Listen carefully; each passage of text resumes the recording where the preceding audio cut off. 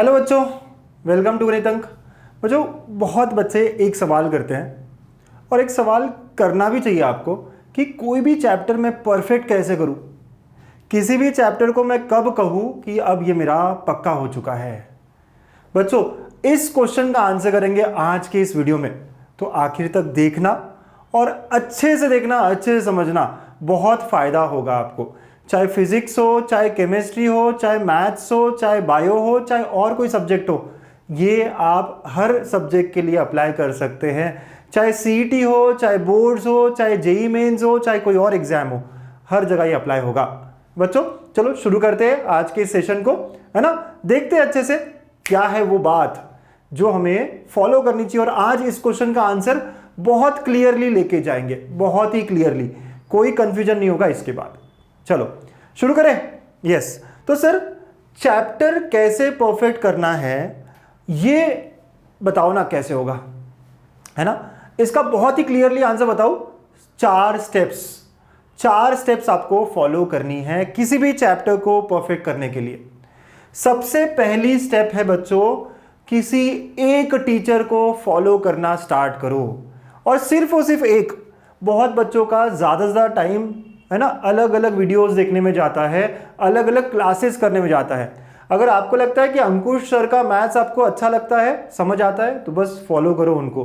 अगर आपको लगता है नहीं दिनेश सर का मैथ्स ज़्यादा अच्छा है, उनको फॉलो करिए।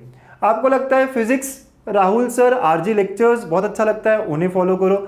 नहीं, है ना, फिजिक्स ज्ञान सर का अच्छा लगता है, मुकेश सर का, उनको फॉलो करो। केमिस्ट्री सयादी ट्यूटोरियल से अच्छा लगता है, उनको फॉलो करो। और अगर नहीं सोविन सर लगता है, उनको फॉलो करो। बस किसी एक को फॉलो करो। अब उतना टाइम नहीं है कि इसको भी देख लूँ, उसको भी देख लूँ, है ना। और फॉलो करके उनके सेशंस कंप्लीटली देखो। हर टीचर बहुत दिल से पढ़ाता है, जितने मैंने नाम लिए वो तो पक्के पक्के, है ना। सर बायो के बारे में अगर आपको लगता है ज्ञान लैब आपको अच्छा लगता है, वहाँ आप चले जाओ, है ना। ये सारे चैनल्स हैं जो आपके सामने, और भी होंगे, और भी बहुत सारे होंगे। आप कमेंट में बताइएगा अपने फ्रेंड्स को, है ना, कि कौन कौन से और से चैनल है जो आप भी प्रीफर करते हो और अच्छे भी हैं, ठीक है। तो आपको सबसे पहली बात यही कि एक टीचर को फॉलो करना है। अब हमारे पास टाइम नहीं है कि मैं इसका भी वीडियो देख लूँ, इसका भी देख लूँ। सिर्फ वीडियो देखने से फायदा नहीं होगा, है ना। मेन काम तो आगे करना होता है। तो उनके सेशंस देख लो।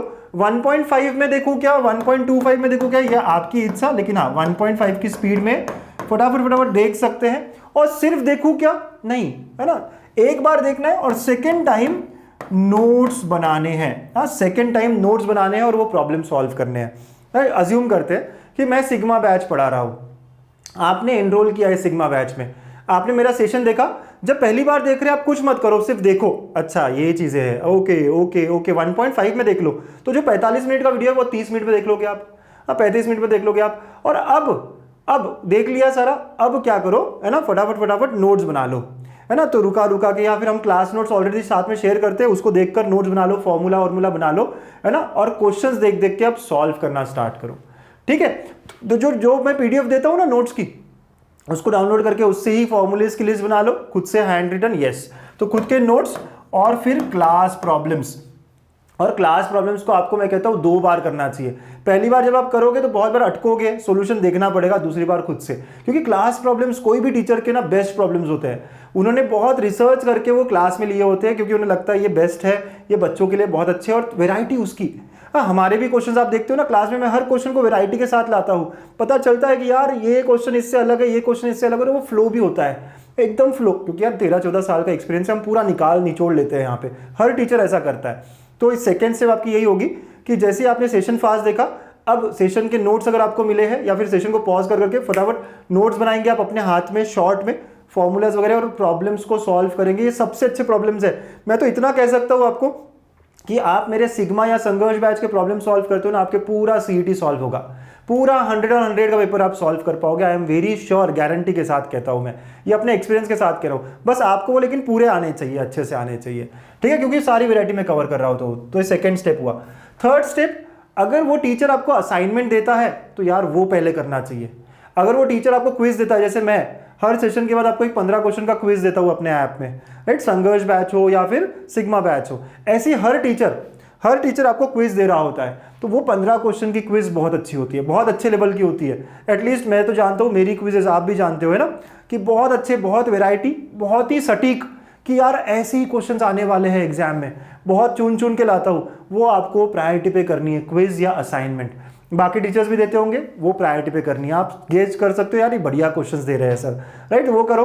हो सकता है अगर आपको 15 क्वेश्चन दिए, आपको उसमें से 7-8 क्वेश्चन आए, बाकी क्वेश्चंस को सॉल्यूशंस देख के समझो, छोड़ना नहीं है। सर बहुत डिफिकल्ट जा रहा है, सर ये क्विज मुझसे हो नहीं रही, कोई बात नहीं, सॉल्यूशंस हम प्रोवाइड करते हैं ना आपको। समझो, सीखो और आगे बढ़ो, है ना। यस, उस क्विज को अच्छे से स्क्वीज कर लो, है ना, पूरा निचोड़ लो कि यार ये क्विज मेरे से अच्छे से सॉल्व होना ही चाहिए, है ना। यस, एक बार में नहीं हुआ, दूसरी बार करो, है ना। जो क्वेश्चंस नहीं हुए सॉल्यूशंस देखकर करो, लेकिन वो क्विज पक्का कर लो। तो ये 3 स्टेप बहुत बहुत बढ़िया है। सर कुछ टीचर्स बोले, आप बोलोगे सर मेरे वो टीचर है वो तो देते ही नहीं असाइनमेंट, कोई बात नहीं, फिर आप 4th स्टेप पे डायरेक्ट जा सकते हो। लेकिन अगर आपको असाइनमेंट मिलता हो तो उसको प्रायोरिटी देनी चाहिए, है ना बच्चों।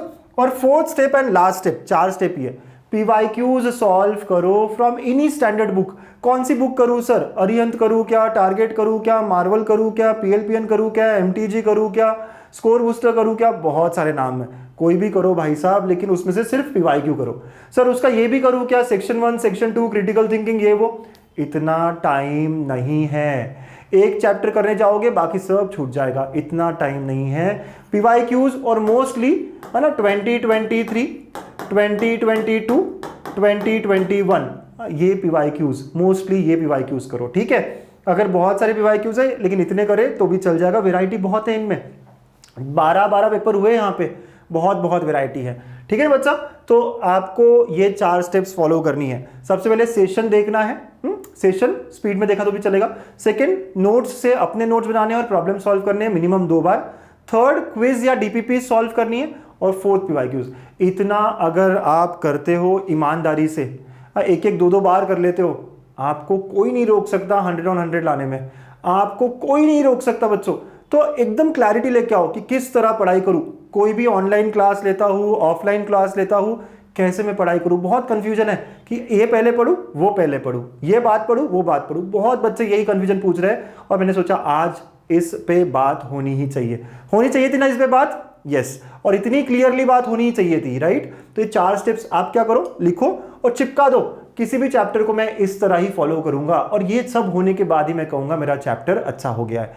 उसके बाद अगर आप कभी चैप्टर टेस्ट देते हो, कोई भी क्विज देते हो, कोई भी चैप्टर टेस्ट देते हो, और अगर आप 80% क्वेश्चन सॉल्व कर पाए, 8 out of 10 मतलब 80%, देखो उसका ऐसा नहीं कि सारे क्वेश्चन ही हो जाएंगे। अगर आपके 80% भी क्वेश्चन हो रहे हैं ना बच्चा, इसका मतलब है वो चैप्टर आपका परफेक्ट हो गया है ना। 20% क्वेश्चंस थोड़े हो सकते हैं इधर उधर के हो, लेकिन अगर आप 10 में से 8 क्वेश्चंस कर पा रहे हो, 80% क्वेश्चंस कर पा रहे हो, मतलब वो चैप्टर बहुत बढ़िया है।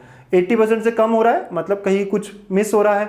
आप देख लो कौन सा कॉन्सेप्ट है जो अभी भी वीक रह गया है, उस पर वर्क करना है, राइट। तो ऐसे चैप्टर टेस्ट देके, है ना, खुद को भी टेस्ट करो और उसमें 80% के आसपास आपका स्कोर होना चाहिए, तब हम कहेंगे चैप्टर मेरा परफेक्ट हो गया। कैसे लगी ये स्ट्रैटेजी? अब बहुत अच्छी, बहुत बढ़िया, मजा आया आपको सुनकर, है ना। अब 1-2 क्वेश्चंस और है मेरे बच्चों के, है ना, तो कुछ क्वेश्चंस यहाँ पे ले लेते हैं।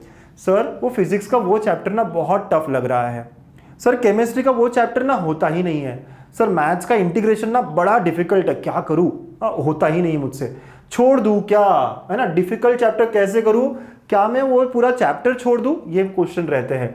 मैं कहता हूँ बच्चों, कितना भी डिफिकल्ट चैप्टर हो उसमें से ईजी पार्ट से स्टार्ट करो। अगर आप डायरेक्टली MCQ स्टार्ट कर रहे हो, बोर्ड्स की बुक में जाओ, फॉर्मूला लर्न करो, एक्सरसाइज के सॉल्व्ड एग्जांपल्स करो, है ना, यहां से इतना छोटा शुरू करो। कॉन्फिडेंस बढ़ता है धीरे धीरे जाने से। अचानक अगर आप डिफिकल्ट क्वेश्चन लोगे, हमेशा कॉन्फिडेंस हमारा लो हो जाएगा। जब भी लेटर से इंटीग्रेशन आपको लगता है तो आप जाइए टेक्स्ट बुक में, आराम से फॉर्मूला लर्न करिए और उसके सॉल्व्ड एग्जांपल्स ही करो, और कुछ मत करो, सॉल्व्ड एग्जांपल्स ही देख देख के करो। उससे हमारा कॉन्फिडेंस गेन होगा और धीरे धीरे धीरे धीरे वो चैप्टर हमारा अच्छा बनना चालू होगा। तो बच्चा चैप्टर पूरा छोड़ना चाहिए क्या? मैं तो कहूँगा नहीं छोड़ना चाहिए। बेसिक्स फॉर्मूलेज हमको आने ही चाहिए ताकि इजी क्वेश्चन हमारा उसमें हम पकड़ ले। इजी क्वेश्चंस आते हैं बहुत सारे चैप्टर्स में और वो नहीं छूटने चाहिए बच्चा हमारा, राइट, वो हमें पकड़ना ही पकड़ना है, ठीक है ना। ओके, तो पूरा चैप्टर छोड़ना चाहिए क्या बेटा? नो, है ना, इसका बड़ा आंसर है मेरा नो। ओके, चैप्टर डिफिकल्ट है कैसे करूं? फिजिक्स का सर वो चैप्टर बहुत टफ लगता है, जाइए टेक्स्ट बुक में फॉर्मूलेज लिख के निकालिए, है ना, जो फॉर्मूले और फॉर्मूला बेस्ड क्वेश्चंस होते हैं या फिर सॉल्व्ड एग्जांपल्स होते हैं उससे पहले करिए, उसके बाद उसी टेक्स्ट बुक के पीछे के क्वेश्चंस करिए, देखिए फॉर्मूला कौन सा लगेगा, क्या लगेगा।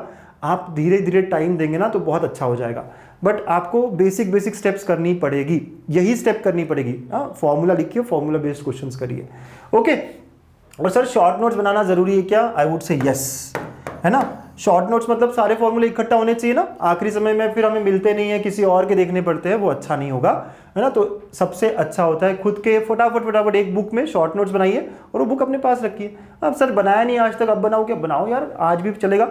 जब भी कोई चैप्टर खत्म होता है उसके फॉर्मूलेज लिख दो, याद भी हो जाएंगे, रिवाइज भी हो जाएंगे, बार बार देख भी सकते हो, ठीक है। तो आई एम श्योर आपको मेरा तरीका अच्छा लग रहा होगा।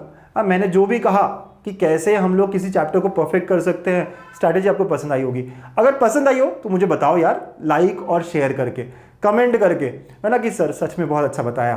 और आई एम श्योर कि इससे आपको फायदा होगा। अगर फायदा हुआ तो भी मुझे बताइए, मुझे भी अच्छा लगेगा देखकर, सुनकर, समझकर, ओके।